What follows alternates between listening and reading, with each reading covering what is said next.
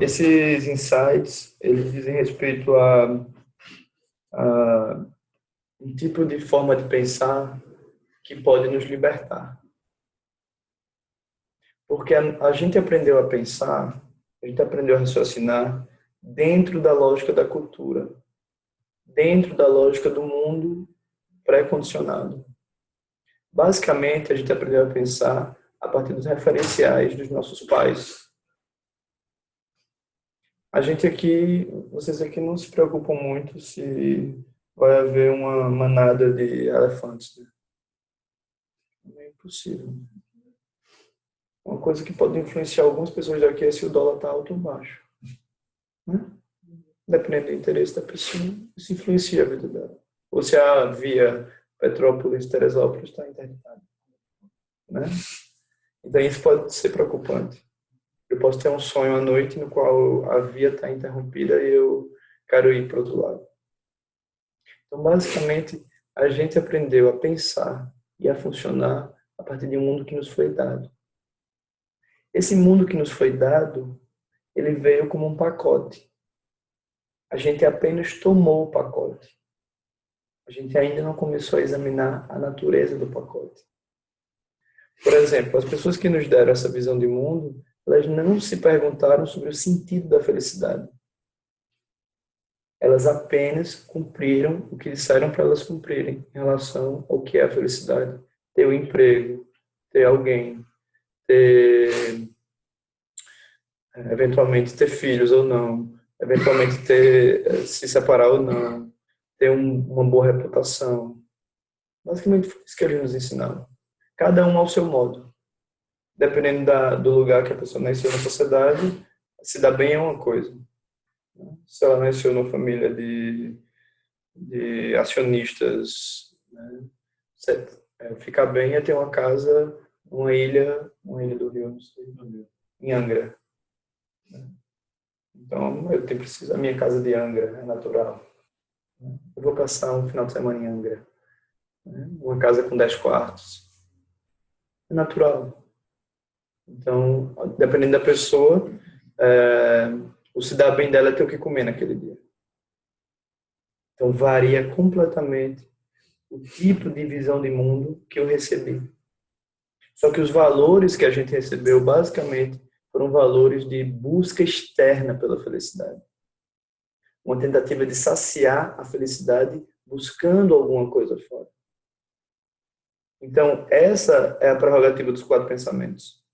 Eles introduzem como se fosse um vírus no software, né? No computador, que é tipo, o jeito que você está pensando talvez não tenha chegado em grandes resultados. A forma usual que os seus pais pensaram talvez não tenha trazido felicidade para eles propriamente. A forma como as pessoas ao seu redor estão pensando talvez tenha limitações. Não sei se já perceberam isso. Essa história de casar, ter filho, não sei o que, não sei o que, não sei o que, não sei o que, não é assim tão 100%, né? Em algum momento isso é, mas em algum momento não é. Então a gente está dentro desse contexto. Os pensamentos, os 4 pensamentos que transformam a mente, eles vêm como uma flecha. Às vezes a gente fica perturbado quando ouve sobre eles. Porque eles questionam exatamente que tipo de base eu estou fazendo com que a minha vida floresça. Que tipo de processo eu estou autorizando a tomar conta de mim. Ok? Então, qualquer dúvida você liga. Qualquer crítica, você não concorda. Acho minha família perfeita. Claro que a gente vai lembrar que pai e mãe fizeram o que puderam. Só que eles fizeram o que puderam dentro da limitação deles. Certo? Sempre é bom lembrar disso. Então, o primeiro dos 4 pensamentos que a gente vai trabalhar é que o karma é o karma, né? Usualmente a gente acha que a gente tem ideias, karma, o que é que eu fiz nas outras vidas, né? Eu fiz isso nas outras vidas. Eu prefiro não pensar assim. Eu prefiro pensar que karma é continuidade. Se eu entendo os meus condicionamentos agora, se eu não mexer neles, eu vou ter condicionamentos no futuro. É natural. Se eu tenho diabetes e não consigo parar de comer açúcar, é natural que eu vou ter problemas. Se eu tenho arrogância e eu não vou trabalhar minha arrogância, minha prepotência, é natural que eu me sinta só. Eu me sinta especial, isolado.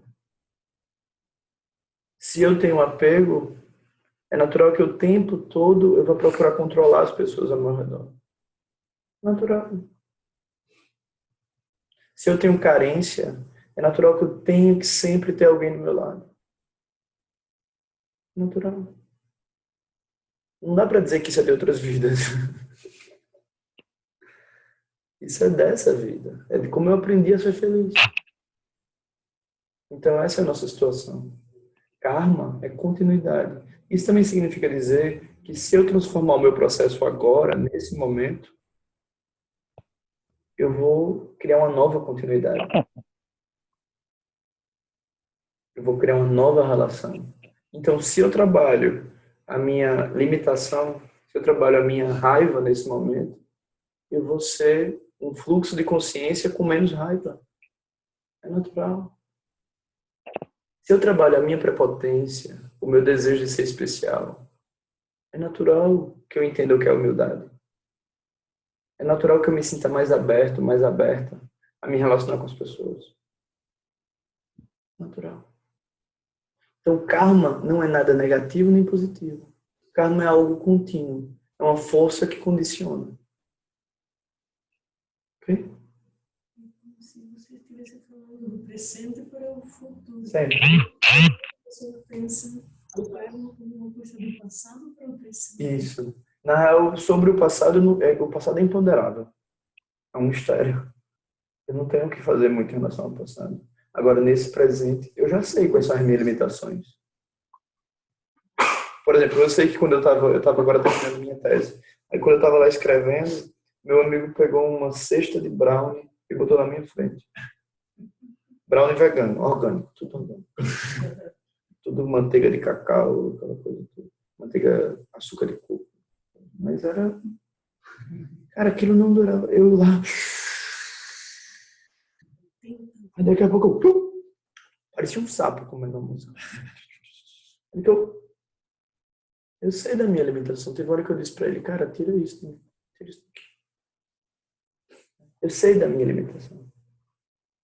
Então, eu sei que a minha limitação se dá porque o gosto do açúcar na minha boca me traz satisfação. Então, eu tenho esse condicionamento. Claro que em outros momentos eu não tenho. Eu consegui rever isso. Mas o ponto todo da gente é assim. Eu preciso entender que o condicionamento vai ser contínuo. Desde que eu mantenha o movimento, eu vou conseguir um condicionamento.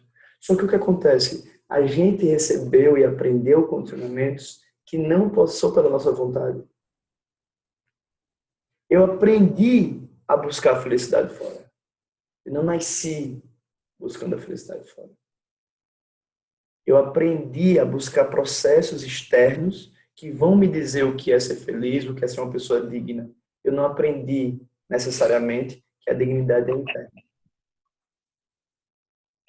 Eu não preciso de alguém, de um marido, de uma esposa para ser feliz necessariamente. Eu posso ser feliz com também, não preciso separar. Mas eu não aprendi isso. Então, culturalmente, a gente vivencia esse processo. A gente recebe essa herança kármica. Aí faz sentido falar da herança kármica. Como uma busca desenfreada pela felicidade externa. Agora, se eu começo a modificar o processo, eu começo a descobrir que tem satisfação no meu corpo, que tem energia no meu corpo, eu começo a procurar menos a felicidade fora. Até que eu digo, não está fora, é dentro. Sempre está aqui. É a forma como eu vejo que diz o que a coisa é. Não é a coisa. Nunca é a coisa. Sempre sou eu. Sempre eu carimbo o que a coisa é. A partir do que eu posso ver. Ok? Então, no primeiro ponto, o primeiro dos 4 pensamentos, karma é continuidade. Ok? Então, por que a gente fala de karma secundário, karma primário? Porque digamos assim, eu tenho uma predisposição a comer açúcar. Não estou comendo açúcar. Mas, sob determinadas condições, se ligar eu ficar ansioso, estiver fazendo um trabalho importante e tiver uma tigela de chocolate na minha frente, eu como. Aquilo acode. Às vezes as pessoas descobrem nelas quando elas batem o carro. É aquilo. Ela bateu o carro, mostrou que tem um monstro dentro dela. Ou alguém falou alguma coisa, ela estava tudo calmo. Mas ela recebeu aquela semente de sempre querer estar certo. De sempre querer fazer as coisas do seu jeito. Aí quando alguém interrompe, você se ri. Aí depois você fica, eita, acho que eu falei demais. Eu fui muito duro. E aí, esse é o primeiro deles, né? Aí eu queria só que você entendesse como é que isso é o vírus no computador, na caixinha. Porque, de fato, eu não aprendi a olhar isso. Eu aprendi a só procurar fora. Então, quando eu digo karma e continuidade, que é a visão do Lama sobre isso, a gente está dizendo que tipo de continuidade eu quero ter. A gente não precisa nem acreditar em outras vidas. A gente só precisa pensar. Eu vou me desintegrar. Que tipo de qualidade, de experiência eu quero dar para as borboletas, árvores, animais que eu vou virar? Porque eu vou virar. Isso eu posso até... Nem outras vezes eu acredito, mas que eu vou virar. Esse corpinho vai se desintegrar completamente. Pelo menos eu sinto que essas borboletas, esses bichos todos, essas árvores, esses vegetais, sejam felizes. Então, que pelo menos eu sirva como alimento orgânico na casa de alguém. Se você for cremado, você vira pó. Eu quero ser cremada. Quando eu escuto umas coisas dessas, eu digo, gente, eu nunca vou virar borboleta. Não, mas aí tu pode virar estrume. Né? A cinza é extremamente fertilizadora. Mas o certo é assim. As cinzas serão jogadas numa roca. O certo é que não há como parar a continuidade. Você sempre vai se desdobrar. Sempre vai haver desdobramento. As visões mais clássicas, elas vão falar de outras vidas. Mas os ensinamentos mais profundos, eles dizem, nunca houve nem vidas passadas, nem vida futura. Não há vida propriamente. Há só iluminação. Esse é outro assunto. Tá? É profundo. Então, vamos só... Aí, karma é continuidade. Ok? Aí, isso ao mesmo tempo que mostra que eu tenho limitações, mostra que eu posso trabalhar todas as limitações. Porque elas foram criadas. Não há, nessa perspectiva, uma ideia de destino. O destino foi criado, foi construído. Eu aprendi esse destino a partir do que eu entendi que era felicidade através dos meus pais. Eu criei essas predisposições na minha vida, sem querer. Agora, quando você toma consciência, a pergunta que se faz é: que tipo de continuidade você quer ter? Que tipo de experiência você quer criar para você? Ok? Esse é o grande ponto. O budismo ele nunca vem com a ideia do tipo um diagnóstico fechado, né? Ele sempre vem com a possibilidade de abertura. Só que essa ideia de efeito de destino é muito forte na gente. Eu estou condenado a ser isso, ela está condenada a ser aquilo, isso está condenado a ser assim. É muito forte. Porque a gente, vou abrir esse parênteses aqui, a gente aprendeu a existir a partir do nome que nossos pais nos deram. Tudo bem? Dá para entender isso? A gente comeu, foi criança, com o nome que eles nos deram. Aprendeu a ser menino e a ser menina. E aquilo foi criando. Então eu acho que eu sou o meu condicionamento. Eu acho que eu sou o que eles me disseram que eu era. O que eu vi, eles não falaram, mas eu vi, e o que eles disseram, o que eu aprendi. O que o mundo disse que eu era. Então eu criei um eu fundido com um processo de identificação externa. Eu não escolhi, eu não construí isso. Eu era uma criança.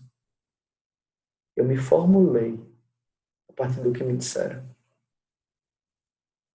Ok? Então, o processo da meditação é quando você reinstaura a liberdade. Eu reinstauro a liberdade para saber quem eu quero ser nessa vida, nessa história. Tranquilo? Então, esse é o primeiro dos 4 pensamentos. Aí vocês nunca pensem, fulano é meu karma. Isso é equívoco. Fulano revela o meu condicionamento. Este é o meu karma. Isso é de outra tradição. Esta é a minha cruz. A gente não vai por aí. Não há nada que seja o seu karma. Isso é o seu condicionamento. Cada um de vocês aqui também aprendeu habilidades. Isso não foi do dia para a noite. Não foi. Eu nasci sabendo isso. Não é verdade. Você se dedicou. Houve oportunidade para você se dedicar e você se dedicou. Logo, você criou uma sabedoria ali. Então, a meditação, eu preciso de tempo, preciso me dedicar à prática para criar essa habilidade. Ok? Então, o segundo dos 4 pensamentos de respeito, sofrimento é pedagogia. Ele diz respeito sobre a natureza do sofrimento. Por que sofrimento é pedagogia? Porque toda vez que eu estiver procurando a felicidade fora, eu vou sofrer. Sempre que a minha mente estiver ansiosa, eu estou fazendo alguma coisa errada. Né? Assim, sofrimento não é castigo. Sofrimento é pedagogia. Sofrimento quer dizer, mude a forma como você está pensando. Porque, de alguma forma, você está causando mal para você e para o outro. Ansiedade. Por exemplo, as pessoas, às vezes, rotulam as pessoas que têm depressão. Ah, fulano é depressivo. Na minha visão, na visão do Lama, a depressão é um momento precioso para a pessoa entender que está tudo equivocado. O mundo está de cabeça para baixo, para todo mundo. E que a gente pode fazer alguma coisa diferente. Certo? É oportunidade. Toda crise é oportunidade. Mostra que o meu referencial não estava dando conta. E que bom que ele não estava dando conta. Porque agora eu posso criar um novo referencial. Sempre acho que no budismo só chega as pessoas meio doidas, né? Nunca vem assim, o povo de Angra dos Reis não chega aqui. Está lá na praia, né? Controlando metade do país. Assim. Não vem pra cá. A gente diz que eita, deu ruim pra mim, não sei o quê. Eu desconfiei que alguma coisa tá errada aí. Então, sofrimento é pedagogia significa isso. Onde é que eu estou sofrendo? Onde é que eu estou criando ansiedade? O que é que eu não estou conseguindo relaxar e soltar? O que é que eu não estou conseguindo abençoar? Aí a gente às vezes tem o sofrimento e a gente usa o efeito de destino. É porque eu sou assim mesmo. Eu me acostumei a sofrer.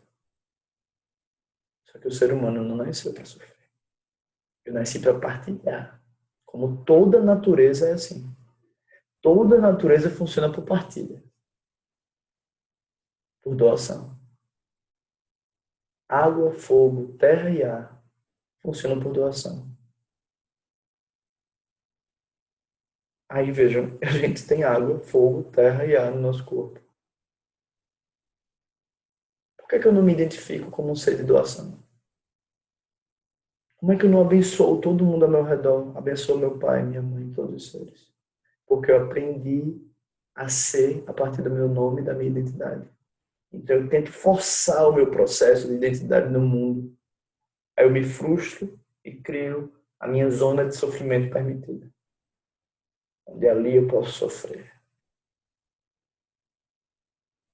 A gente não nasceu para isso. Enquanto a gente está preso na nossa história de sofrimento, tem muitos seres sofrendo.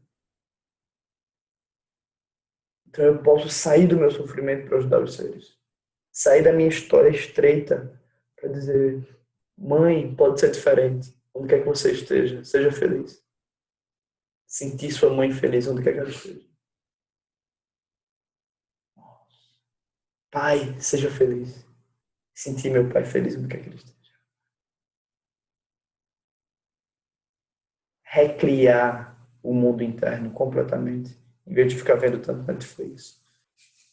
Cria a tela na tua mente e começa a transformar as coisas na tua mente. Melhor série é a tua. Melhor série. Tu. Original Style. Nunca. Tu não vale a pena ver de novo. Tu é inédito. Então, nesse ponto, sofrimento é pedagogia. Ok? O terceiro dos 4 pensamentos. Impermanência é fluxo. Não há impermanência. Porque nunca houve permanência. Né? Já houve alguma coisa considerada permanente? Tipo Titanic, tipo a Bolsa? Não há. Então, se eu estou identificando algo como impermanente, eu já estou todo errado. Eu estou buscando solidificar as coisas. As coisas não são sólidas. As coisas estão fluindo o tempo todo. A pergunta que esse pensamento faz é: você está reconhecendo o fluxo? Ou você está amaldiçoando o fluxo? A vida é isso, porque eu sou isso, porque o Brasil é terrível. O Brasil, onde é que tá bom, cara? Me diz, aponta. Na Europa, depois deles terem colonizado a gente, é bom demais. Onde é que tá bom? Não há isso. Há o fluxo. Se eu entendo que há o fluxo, eu posso me perguntar, minha vida está sendo um fluxo? Que direção eu estou dando para esse fluxo? É um fluxo de sabedoria? Eu estou reconhecendo a minha vida como doação? Ou eu estou me prendendo, me limitando, construindo castelos particulares de orgulho, de ser especial, de querer só estar bem o tempo todo? Fingir que está bem às vezes, né? Na comparação. Ou de apego, de querer segurar alguma coisa ou alguém para ser feliz. Ou na carência, né? Eu queria muito, mas não consigo. Essa ânsia. Eu queria muito que as coisas fossem diferentes, mas não são. Então eu fico só ansiando, alimentando um fantasma dentro de mim. Ou no torpor, onde eu me afogo na experiência do corpo, na preguiça, na letargia, na bebida, em qualquer coisa. No sexo, na fome. Ou na raiva. Eu digo, a vida é difícil mesmo para todo mundo. A pessoa merece o pior mesmo. Então a gente fica nessa. Amaldiçoando o fluxo. Ora, é só fluxo. A gente só está aqui para compartilhar as coisas. Para abençoar todo mundo. Não tem outro motivo. A gente é como uma flor. A gente está aqui para soltar o perfume. Não, para fulano eu não vou soltar não que me fez mal. Qual o sentido? Já pensou se o ar fizesse isso? Não, fulano não respira não. A água disse assim, não, Letícia hoje, ela desejou mal, não vai beber água hoje. Não é assim. A vida não é assim. O quarto pensamento diz respeito a vida humana é potência. A nossa vida, ela é uma vida potente. A nossa presença causa impacto nas pessoas. Só que usualmente eu uso o meu corpo para segurar, para reter e não para abençoar. Certo? Eu uso a minha vida para demandar para me colocar num lugar inferior, às vezes, para me sabotar, para maldizer o outro, para diagnosticar o outro, culpar o outro. Eu perco de ver que eu posso ser um criador, uma criadora completa da minha vida. E a meditação é um caminho para isso. Quando você começa a dizer, não, eu posso rever a imagem do meu pai, posso rever a imagem da minha mãe. Não adianta ter uma família feliz se a família não é sábia.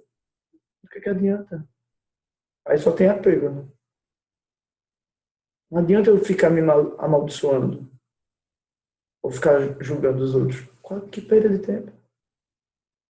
Então, nesse sentido, a gente começa a fazer o nosso trabalho interno, a descobrir a nossa energia. Quando a gente faz isso, a gente descobre dentro de nós uma espécie de borbulhamento, fervilhamento, como se fosse água no daquilo, bolha, na chaleira, água na chaleira. Borbulhando. Eu posso mudar a forma como eu olho para fulano. É verdade que ele fez isso e isso. Mas ele aprendeu assim. É verdade que meu pai era meio chato mesmo. Mas como é que foi a infância dele? A isso diz respeito a tirar os espinhos do coração. Tirar um por um. E sentir que o coração pode ser fluxo. A natureza do fluxo é a nossa verdadeira natureza. O ar entra e sai. O ar doa e recebe. Porque a gente também participa do processo do ar. A gente também doa para o ar. Então, se a minha vida for fluxo, está tudo certo. Se eu doar e receber, está tudo certo. Se eu entender que a minha vida é doação, eu já estou recebendo, eu já estou cheio. Então, o quarto pensamento, a vida humana é potência, é criatividade. Só que o que acontece? Eu venho usando a minha criatividade para manter a criação de pai, mãe, da cultura, dos outros. Não é a minha criatividade. Não é o meu processo que eu escolhi para mim. Então, nesse sentido, esses quatro pensamentos, eles nos ajudam completamente a entender que eu posso mudar. Eu posso transformar a minha vida e a vida dos outros. Se eu entendo que eu estou conectado, quando eu mudo, a minha presença passa a causar outro impacto nas pessoas. Antes eu puxava elas para um lado. Agora elas olham e olham outras coisas. Outras coisas. Elas podem ver outras coisas. Inclusive meus ancestrais, as pessoas que já foram.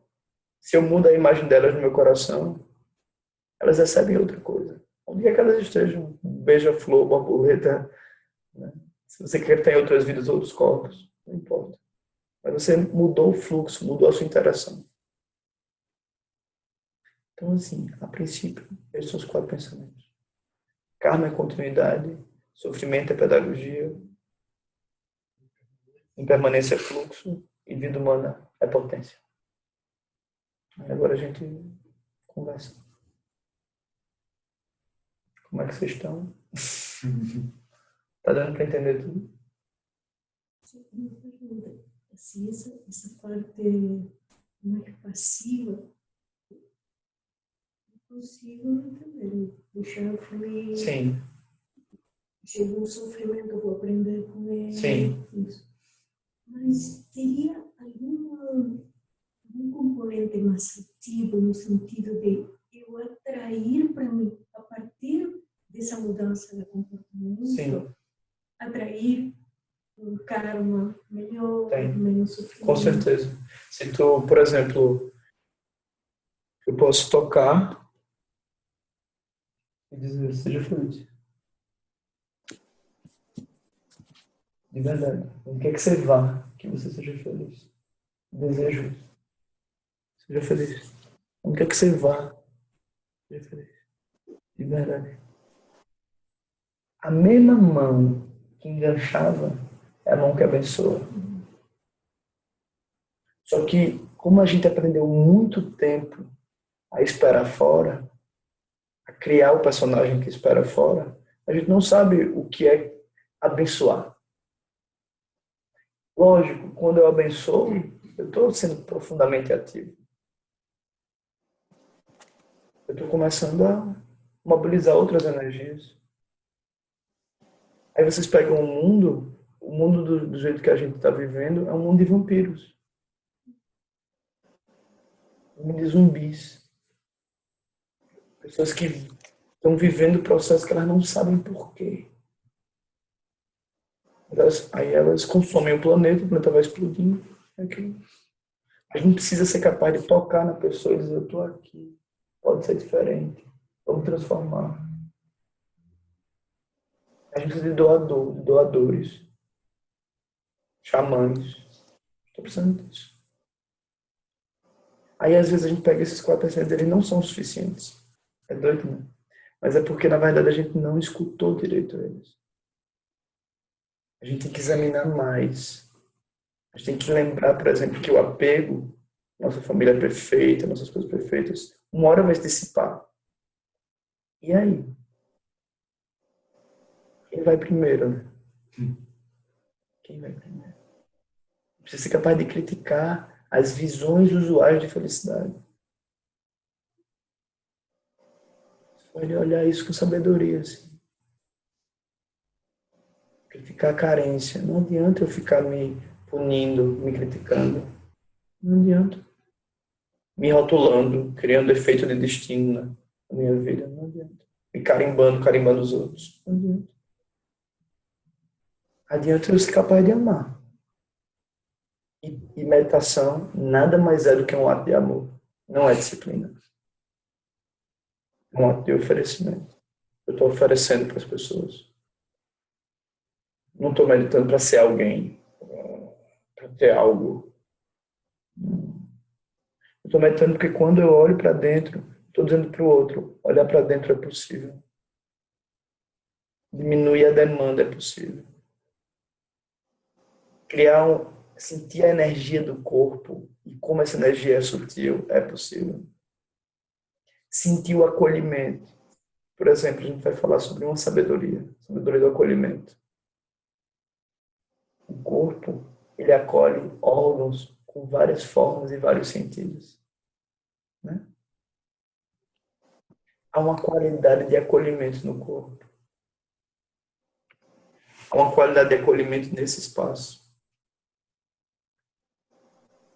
Não é? Eu posso dizer, há uma qualidade de acolhimento na realidade. Então eu posso olhar e dizer, se eu acolher mais as pessoas, isso faz sentido. Se eu me acolher mais, me aceitar mais, isso faz sentido. Não faz? Há uma qualidade de apoio no corpo, de doação. Esses órgãos todos, eles se relacionam de uma forma completamente mágica. Né? Um é de um jeito, tem um carão, que é o fígado, assim. Às vezes é o mais atacado. Né? Aí o outro, assim, que é o rim. Aí tem o coração. Que foi, galera? Eu nunca tinha pensado nisso. Mas é exatamente isso, é a cara do filho, né? É o pulmão, que é aquela coisa assim, parece os órgãos dos Power Rangers. Aí tem o olho, tem a língua. É estranha, né? E um corpo que acolhe e apoia tudo isso.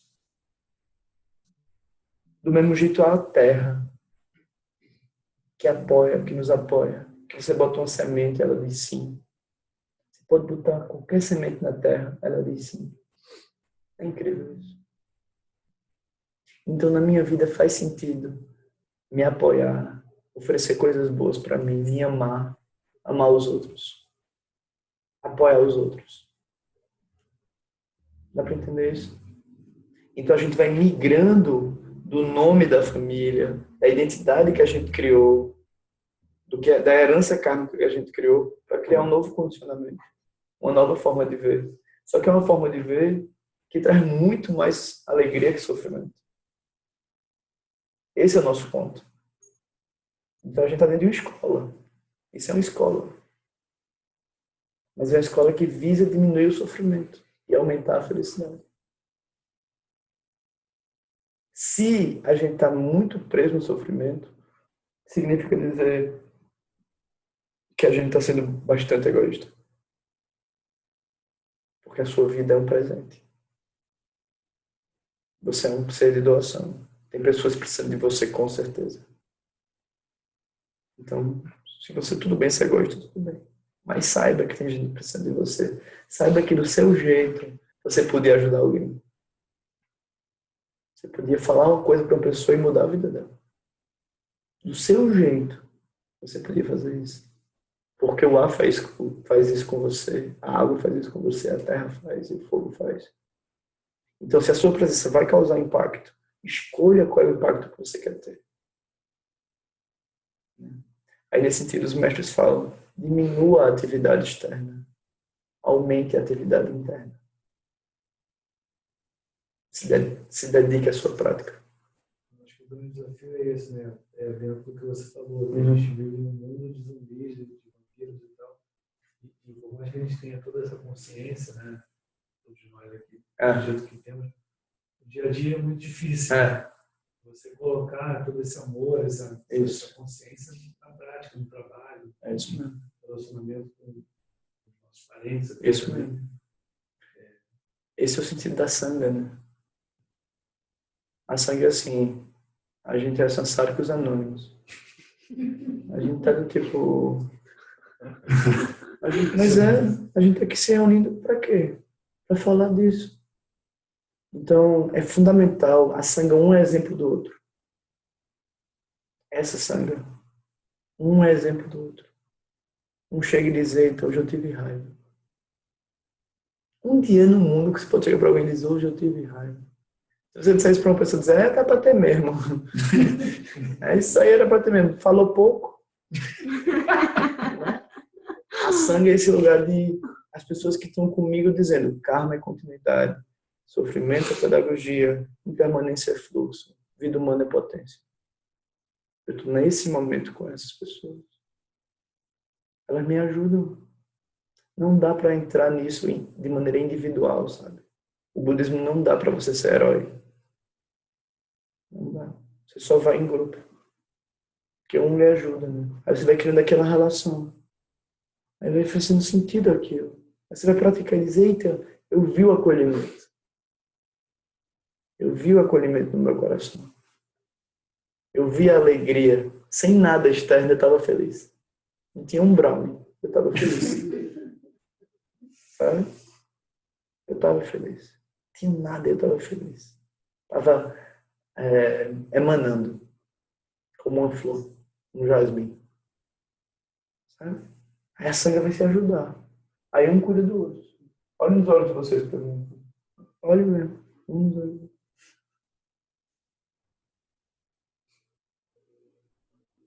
Aí um cuida do outro. Dá para entender? Se eu cuido do outro, vai dar certo. Aí todo mundo se cuida. Agora, se eu não cuido, aí não tem como. Eu brinco sempre. A gente tá brincando aqui no SEB, pela motivação do Lama, de criar agroflorestas. Florestas de comida boa, de vida nova. Porque o mundo está de um jeito que não... Então a gente vai criando pequenos oásis. Só que eu preciso criar isso dentro do meu coração. E nosso trabalho é esse. Eu crio dentro de mim para poder criar fora. Senão, se eu não estou criando dentro, o que é que eu vou pedir do mundo fora? Sejam melhores. Melhorem. Não dá. Eu tenho que mexer comigo.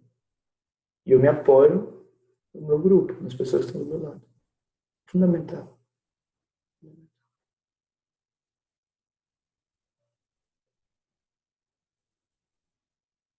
Mais dúvidas?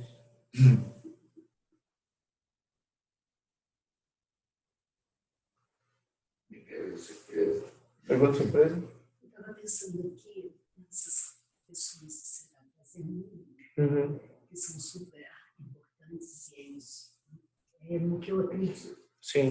Mas eu penso, não sei se eu estou certa, que é preciso que eu me conheça muito para poder encontrar onde é que está aquilo e transformar. Isso. O autoconhecimento, para mim, é a base Isso. de tudo. A minha busca é até maior do autoconhecimento Uhum. do que o budismo, isso, aquilo, Uhum. aquilo outro. Para mim, se eu não me conheço, eu não consigo mudar. Fundamental. É isso. Não tem problema nenhum. O budismo, ele sem autoconhecimento não existe. E eu tenho uma teoria sobre a depressão, que eu acho que os médicos devem odiar, mas que a depressão, para mim, é um caminho assim, de autoconhecimento, Com certeza. sem dúvida nenhuma. Na medida que você reprime isso, em todos os momentos que ela aparece na sua vida, ela aparece em vários Com momentos, certeza. tipo, não está legal. Então você para e pensa, o que não está legal? O que eu preciso mudar? Remédio. Né? Aí, na medida que você vai reprimindo isso, você não pode ficar reprimindo, o dia que isso explode, lá na frente, você tem que tomar remédio. Às vezes. A depressão faz parte de buscar a felicidade fora. E quando você fala que está com depressão, as pessoas ficam, todo mundo quer te ajudar. É silêncio, é recolhimento, é você aproveitar isso e entender o que está acontecendo contigo. Por que você está vivendo esse momento de depressão? É como a doença, né? Às vezes você está doente, você quer ficar bom logo. Mas a doença está querendo chamar a atenção de alguma coisa. Melhor você namorar um pouquinho a doença. E aí, o que é que foi? Para entender aquilo. Né? Essa etapa do autoconhecimento, o Lama chama o reconhecimento do lodo. Precisa ser capaz de reconhecer minhas limitações. Mas não é maldizer como a gente faz. Eu sou muito isso mesmo. Isso é assim. Não. Eu reconheço e respiro. Está aqui. Mas não preciso nem seguir, nem reprimir. Eu posso conhecer. Conhecer a minha raiva, conhecer a minha carência, conhecer o meu orgulho, minha vontade de estar certo sempre, minha competição, minha vontade às vezes de machucar o outro. Vá por trás da serra, mas tenho vontade. Meu entorpecimento, minha mente estreita, obtusa. Reconhecer. Reconheço, trabalho. Que geralmente vem logo acompanhado de julgamento. Né? Pois é. Como é que a gente se liga? É porque a gente lembra do pai e mãe. Todo mundo aqui em algum momento escutou. Você é um menininho muito bonitinho. Você é uma menininha. Você é uma menina muito aprumada. Aprumada vocês não falam aqui. Eu vou falar. Você é uma menina muito direita. Menina direita faz isso. Então isso criou na gente uma vontade de ser especial. Sabe quando o Flipper ganhava aquela sardinha? Ele passava fome para ganhar aquela sardinha. Para dar aquela pirueta daquele jeito, aquilo demandava dele. Então a gente recebeu uma alta expectativa de idealização. A gente não aprendeu a valorizar a nossa imperfeição, a reconhecer, eu tenho limitação. Eu não sou Deus. Então a gente criou na gente um fantasma julgador. Um fantasma crítico. Se você fosse falar com os tibetanos, ele ia dizer, isso é um demônio. Se fosse falar com os tibetanos, ele ia dizer, isso é um demônio. Porque toda vez que vem, tu se culpa, tu se chicoteia. Aí eu criei uma auto-idealização, só que eu não consigo. Então eu estou o tempo todo carregando isso. Porque eu não fiz. Se tu não fez, já mudou, menino. O rio já, como diria Heráclito, o rio já fluiu. E tu ainda está aí. Não, eu não fiz. Agora, faz. Faz agora. Porque eu podia ter feito se eu fizesse isso. Não fez. Pode fazer agora. Outra coisa. Porque eu destruí uma árvore. Eu posso há 10 anos chorando. Não, planta 20 árvores. Sabe? Ajuda as pessoas. Não, porque eu errei com fulano. Reza para acertar com cicrano. Sabe? Tipo, abençoa fulano no teu coração a partir de agora. Não, porque eu fiz muito mal a essa pessoa. A partir de agora só abençoa. E sente felicidade por abençoar. Não culpa. Então, essa auto-idealização está ligada à nossa família.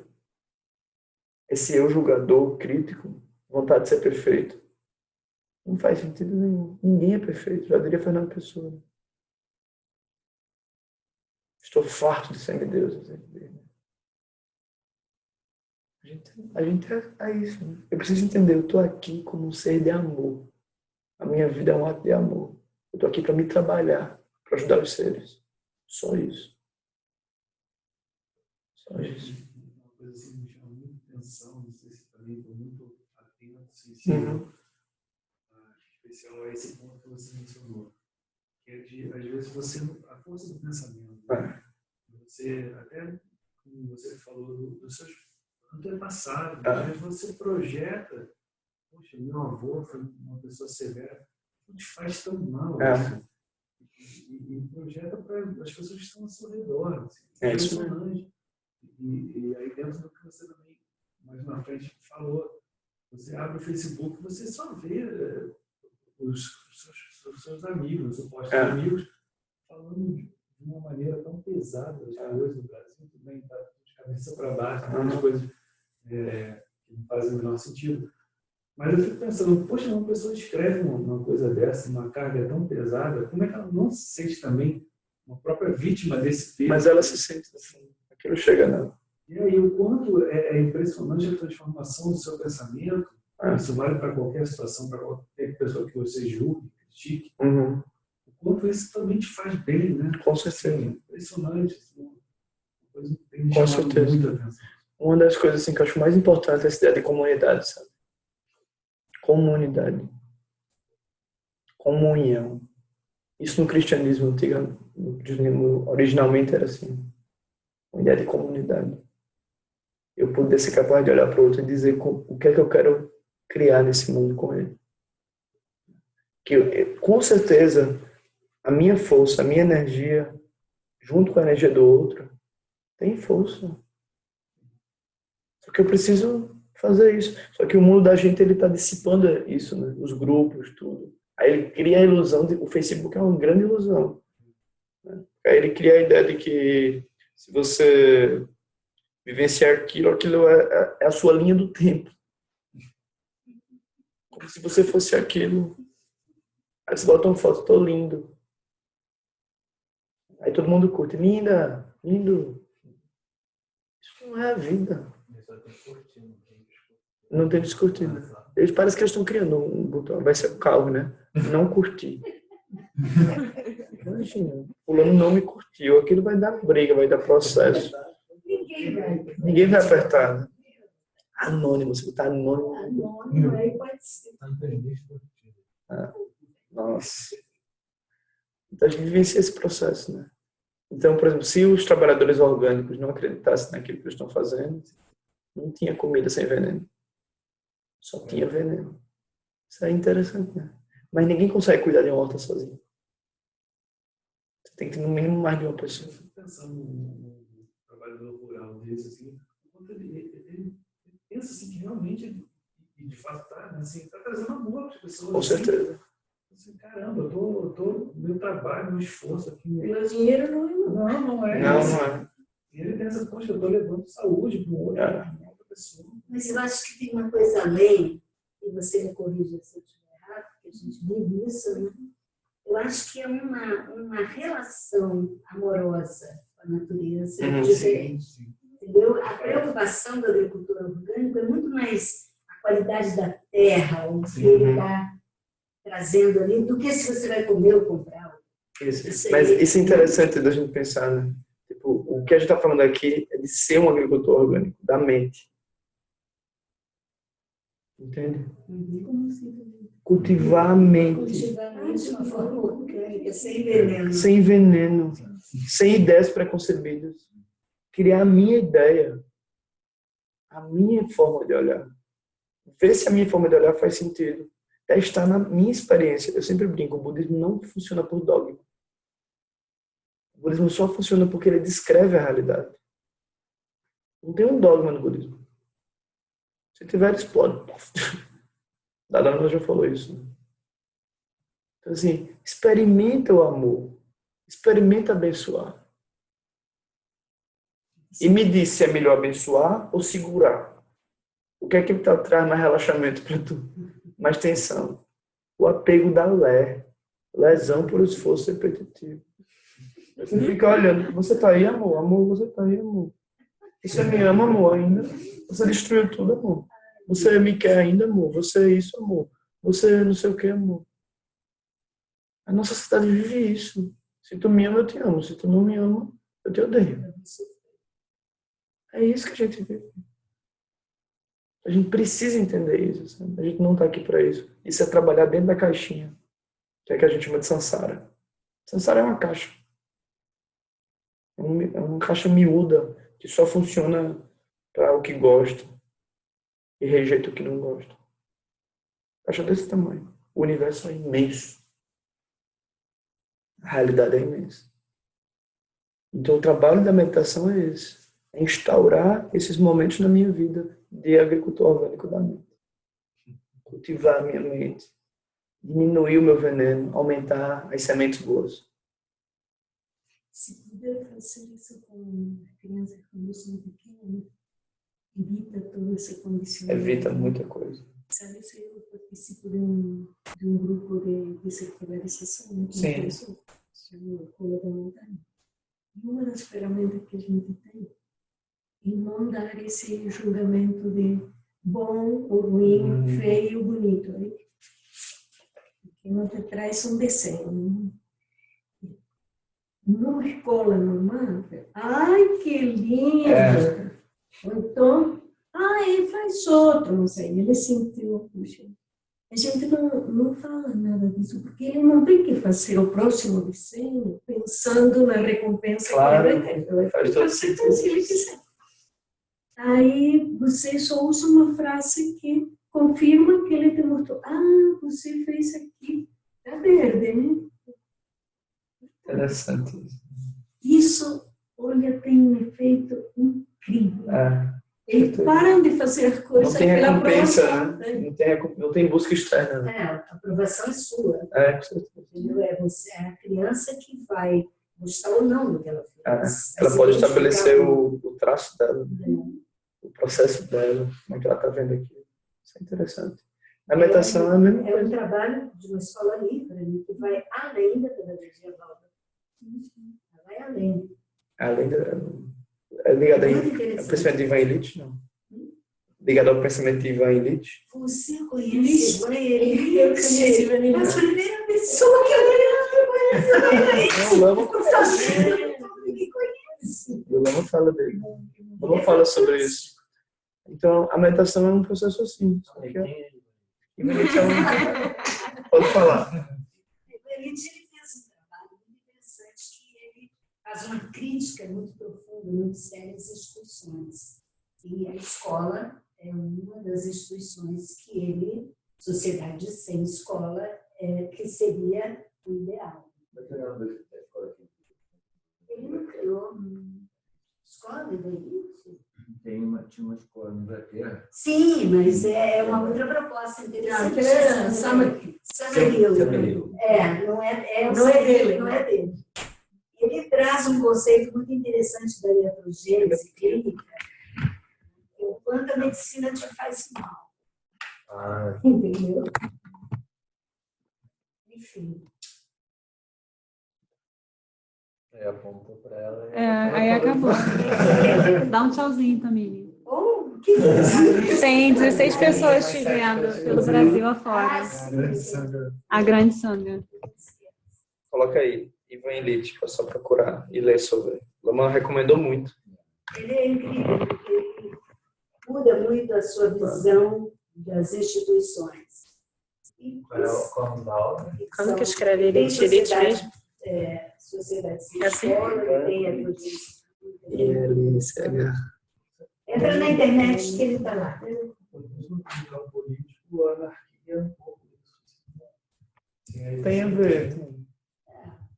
Você não ser controlado as formas atuais do governo não resolvem. Não responde. Eu tenho uma dificuldade com as pessoas na medida em que eu dei um tchau para tudo isso para ele, em vez de televisão, eu não sei o que está acontecendo, eu não procuro nem na internet notícias. Eu não sei, eu estou criando uma outra história com relação a isso, porque essa realidade que está aí não me diz nada. Se ele é tricotado, aí ele tricota o que interessa para dar medo na pessoa, só isso. E que eu não acredito mais também nessas coisas, essa dicotomia toda, essa coisa da direita e da esquerda, isso não existe. É muito mais complexo. Um histórico de governantes tão realmente chegou num ponto que... Eu acho que é o ponto máximo da crise, tipo, não procure fora, tá dentro. Fica a dica. Fica a dica. Fora tá isso. Tá dentro. Olhe para dentro. Dentro você vai ter respostas. Inclusive de criar um novo político, de criar um novo mundo, de criar... Não é que a gente vai deixar de atuar no mundo, não. Mas a resposta primeiro passa por mim. Não está em nenhum governante.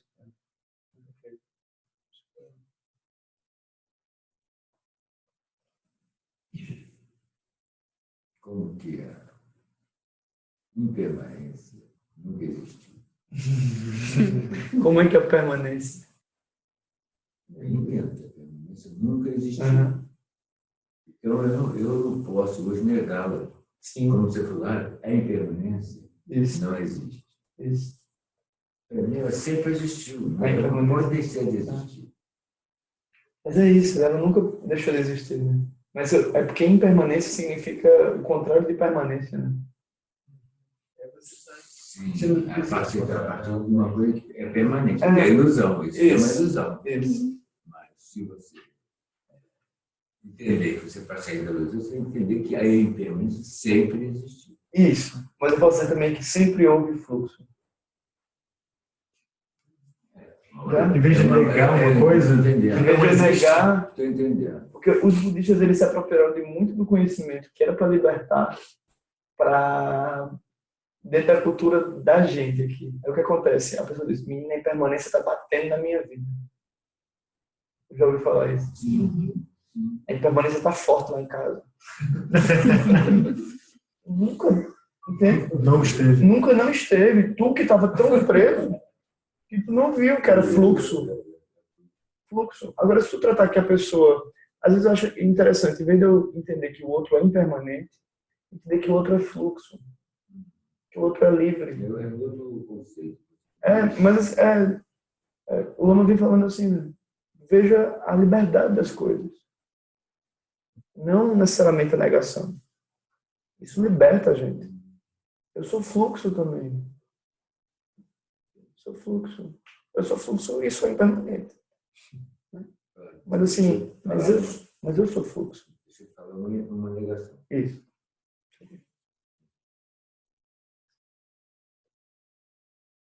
Não sei se as dúvidas que vocês tinham, se tinha alguma coisa a mais. Ou...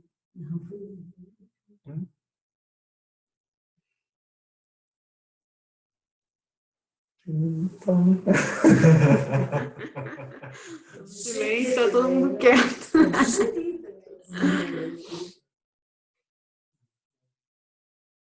Essa questão do karma, da continuidade, é uma revelação para entender uma série de coisas da minha vida, entendeu? Que eu não estava conseguindo ver dessa forma, esclarece essa questão. O budismo ele vem com uma liberação, né?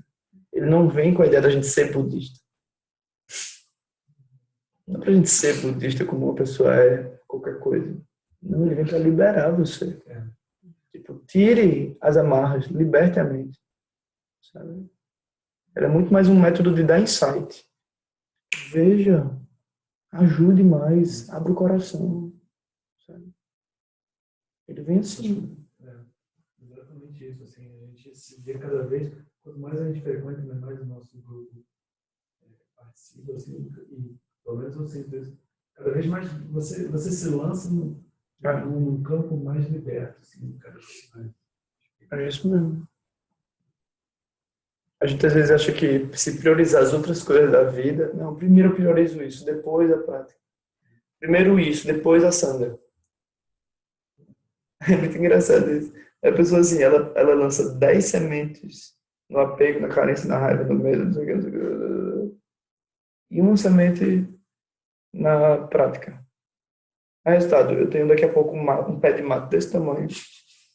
Daqui a pouco desse. Aí uma semente aqui brotando assim de Dharma na minha vida. Aí eu olho e digo, aí daqui a pouco quando isso começa a pegar fogo, ou começa a dar bicho, ou qualquer coisa, eu digo, não, mas eu tentei o budismo. Eu tentava. Uns vídeos, eu tentei tal coisa. Não tentou, cara, padre. Tu não tentou. Tu se dedicava muito mais a, sei lá o quê, ao teu trabalho. Não olhar para dentro. Então, muitos dos processos, até dos movimentos sociais, né? As pessoas vão endurecendo, às vezes, elas, não funciona, a sociedade é isso, a sociedade é aquilo. Não é. É porque tu não olhou para dentro. Então, o nosso processo todo aqui é você é seu laboratório, você é sua experiência, você é seu presente. Você é um presente do universo. Um milagre. Então, reconheça e valorize isso. E ajude os outros a reconhecerem. Faça a sua vida valer a pena. Faça a vida das pessoas que deram a vida por você valer a pena.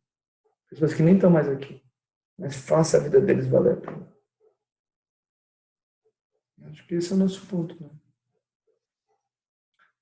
Então tá bom, vamos fazer a dedicação. O pessoal está pedindo uma mini prática de contemplação dos 4 pensamentos. Vocês topam fazer? Cara, uma mini prática. Quem pediu isso? Depois marcar a pessoa. Na verdade, ela faz prática. Aí ela perguntou, não vai rolar prática de contemplação dos 4 pensamentos, tipo que mini meditação de ontem? Tá bom. Aí a Joana falou, faz prática. Vocês são muito metidas. Anonimato na internet. Nem anonimato, todo mundo com a caraça aqui. A gente vai fazer agora a Vou botar uma carinha pra ela. Mas também não vai ser o nome do programa. Mas toda hora vai ser um nome diferente. Acho que quando a pessoa entra. No País das Maravilhas, né? Mas não vou fazer o quê? É uma pessoa que Um pouquinho de tá meditação sobre isso. uma mini prática. A mini prática. Que horas são? Pedido direto. São 15 para as 9. Vamos, João.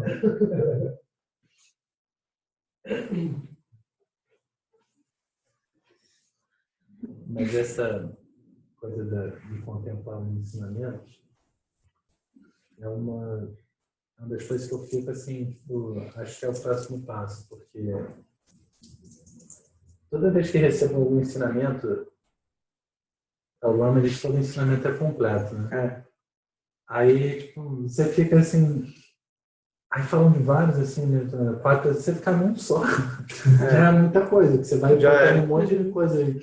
Tem pessoas que se iluminaram só com isso, só ouvindo isso, assim, e praticando. Não precisa ouvir mais nada. Pegou isso, guardou no coração e disse, é isso. Mestres, tem relatos de mestres que fizeram isso. No Zen é bem assim. No Zen, assim, olha isso. Karma e continuidade.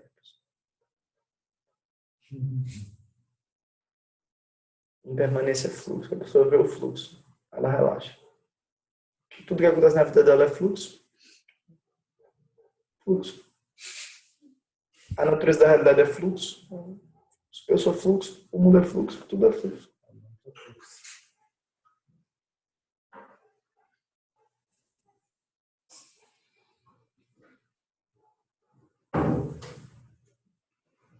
Amanhã lá na Casa de Portugal vai ser um tema específico, né? Diferente dessas relações, né? Relações e autonomia. Apego ao amor, né? Amor ou apego.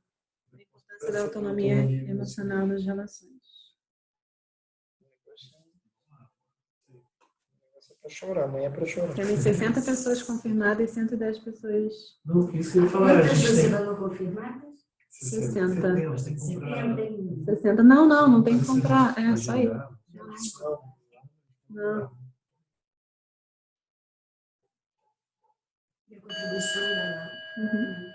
Vamos sentar em prática. Inspirar e expirar.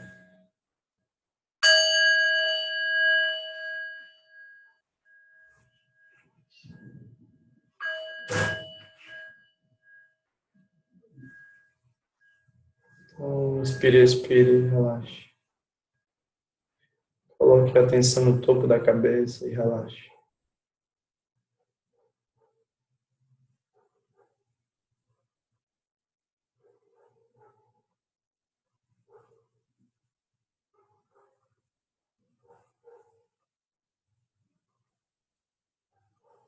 Relaxe o corpo, relaxe a mente, solte, deixe ir.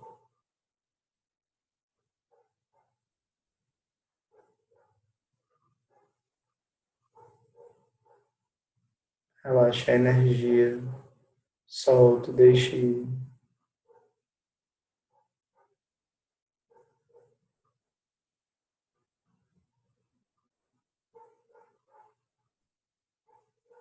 Relaxe os olhos, descanse, solte, deixe ir.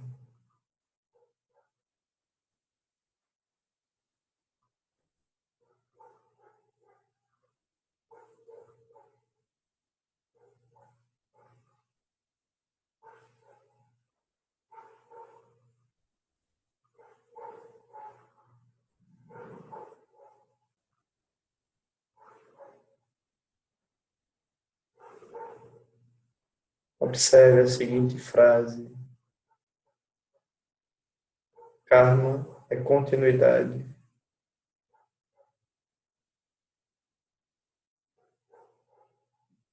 Observe que, de fato,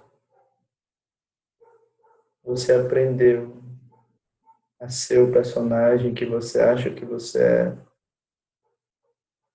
a partir das emoções, das instruções, da cultura e da sua família, pai e mãe. Isso é verdade?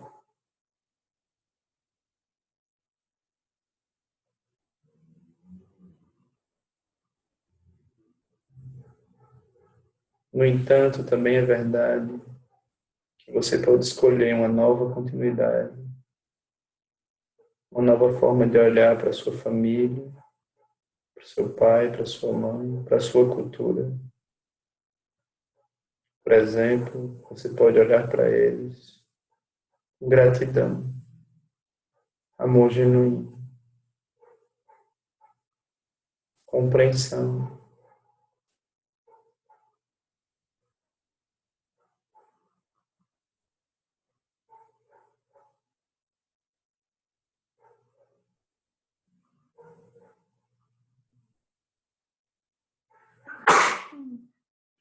O apego foi ensinado porque eles não sabiam fazer diferente. O orgulho, a expectativa foi ensinado porque eles não sabiam fazer diferente. A carência, o julgamento foi ensinado porque eles não sabiam fazer diferente. A comparação, o entorpecimento foi ensinado porque eles não sabiam fazer diferente. A raiva, o medo foi ensinado porque eles não sabiam fazer diferente. Repita no seu coração: eu sou filho de duas pessoas que não sabiam fazer diferente. Eu sou filho da compaixão. Sinta compaixão por todo o seu corpo.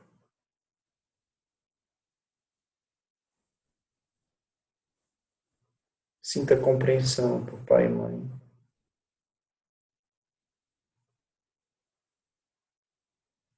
Relaxe.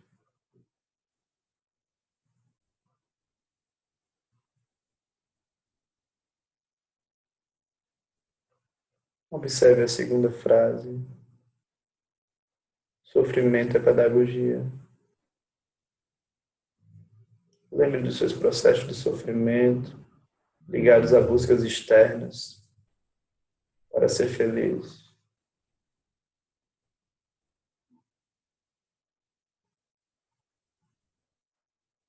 O que esses momentos ensinam a você? Onde está a sua verdadeira felicidade? O que é que realmente faz sentido na sua vida? É possível perceber. Enquanto houver busca externa, vai haver sofrimento. Por isso, nesse momento, relaxe. Solte a busca externa. Agradeça ao sofrimento do passado por mostrar para você onde não estava a felicidade, onde você não deve repetir. Solte, deixe ir.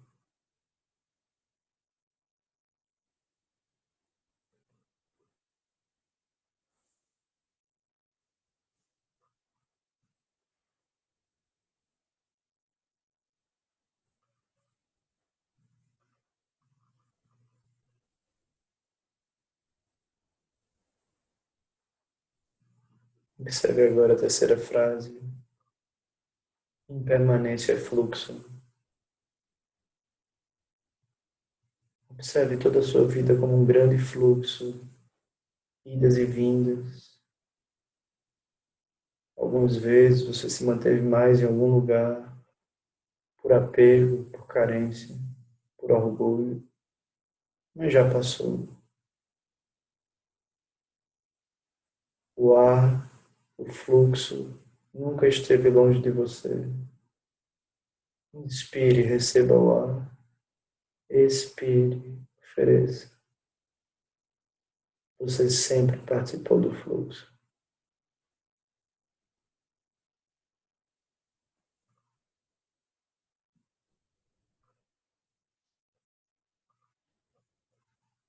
O fluxo sempre esteve presente na sua vida.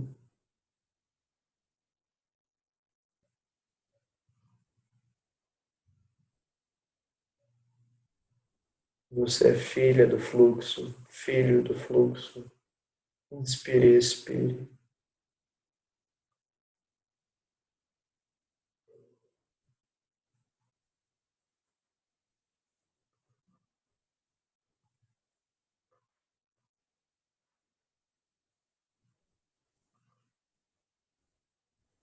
Você nunca foi só apego, nem só carência, nem só orgulho, nem só filha, nem só pai, nem só mãe, nem só irmão, nem só marido, nem só esposa.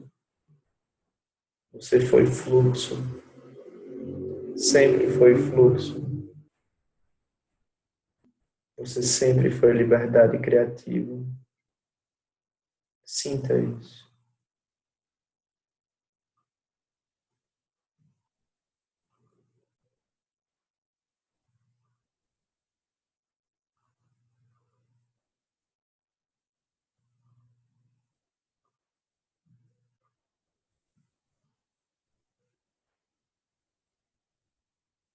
Observe agora a quarta frase. Vida humana é potência.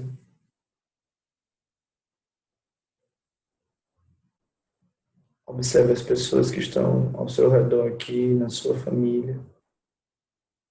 Você compreende o seu papel em relação a elas. Você percebe como você está completamente comprometido com elas. Qual é a qualidade da sua conexão com elas?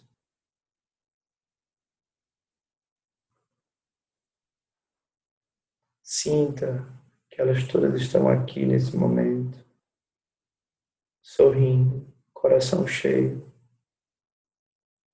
recebendo amor de você e dando amor para você. Sinta isso. Inclusive pai e mãe ancestrais também estão aqui, coração cheio, sorrindo, recebendo amor e dando amor.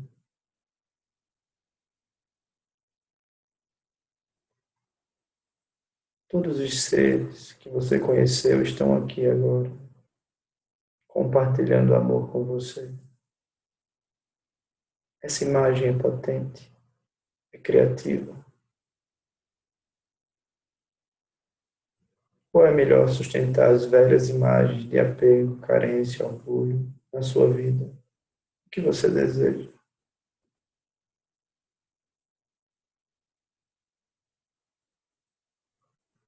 Inspire, expire, receba amor. Inspirando, expirando, ofereça.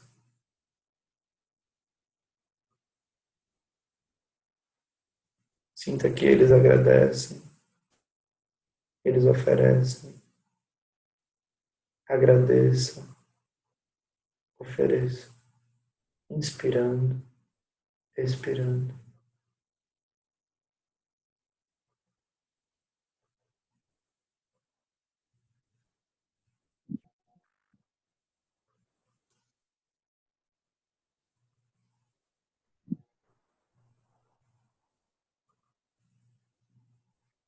Vida humana é potência, criatividade. Sinta isso. Sinta o seu papel em relação às pessoas que você ama. Relaxe.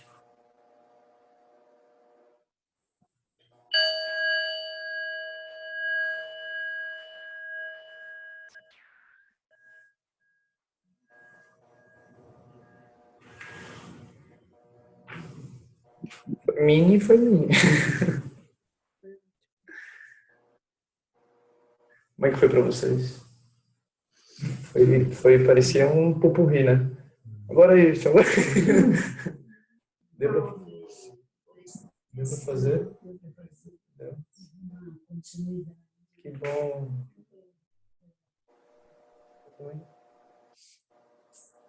Tu também? Uhum. No final deu para chamar todo mundo. Deu para chamar todo mundo no final. Os pais, os ancestrais, todo mundo. Ficou cheio. Chega esquentou, não foi? Sentiram o calor?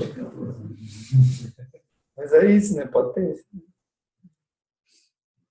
A gente tá aqui para isso. Vamos fazer a dedicação?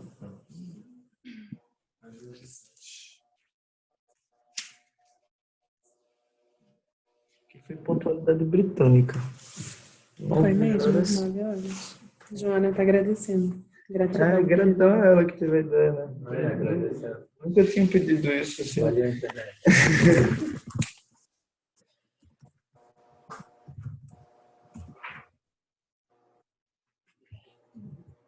Que os mestres desse encontro se expõem e toquem a todos. Que o mestre universal da paz e da compaixão, da santidade da Dalai Lama, juntamente com todos os mestres e todas as tradições que veiculam essa mensagem, tenham longa vida. Que todos estejam salvos de gerar pensamentos negativos, obstáculos mais destrutivos. Que esses pensamentos nunca surjam em nossa mente. E que todos os seres também estejam livres de pensamentos negativos. Ao longo de minhas muitas vidas e até esse momento, as virtudes que tenho alcançado, inclusive os méritos gerados por esta prática, e todos os que vierem a conseguir, ofereço para o bem-estar dos seres sencientes. Possa a doença, a guerra, a fome e o sofrimento diminuir para todos os seres, enquanto sua sabedoria e compaixão aumentam neste em vidas futuras.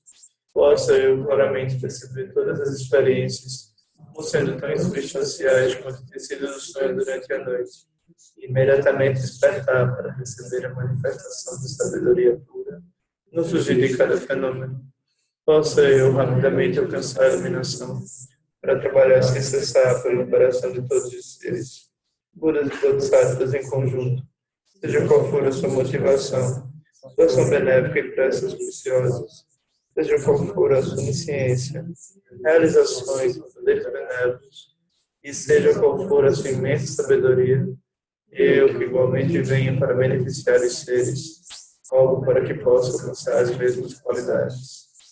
Neste exato momento, possam nem mesmo os nomes de doença, fome, guerra e sofrimento seriam ouvidos pelas pessoas e nações da terra, mas possam sim, sua conduta moral, mérito, riqueza e prosperidade crescerem, e possa a suprema bem-aventurança e bem-estar sempre surgir para eles.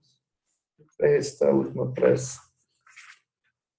Na paz, as mãos. Rinlo Chosum Rinlo Che Zani Sasmu Chapa Drudyu Chosum Nawa Midrando som que deixou. Obrigado a todo mundo também da internet. Obrigado a vocês.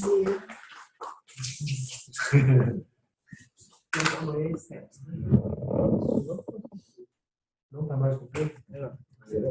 Tu ligou assim o gás, né? Ligou alguma coisa. Ah, fechei a janela.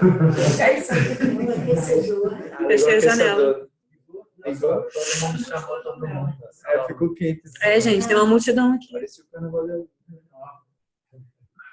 Gratidão, Joana. Meu Deus, adoro o Linga. Eu uns shortinhos ali. Passei um ano indo lá. Foi? Mês. Que legal. Mas, nossa, Eu sou gosto apaixonada muito. pela terra. Eu também.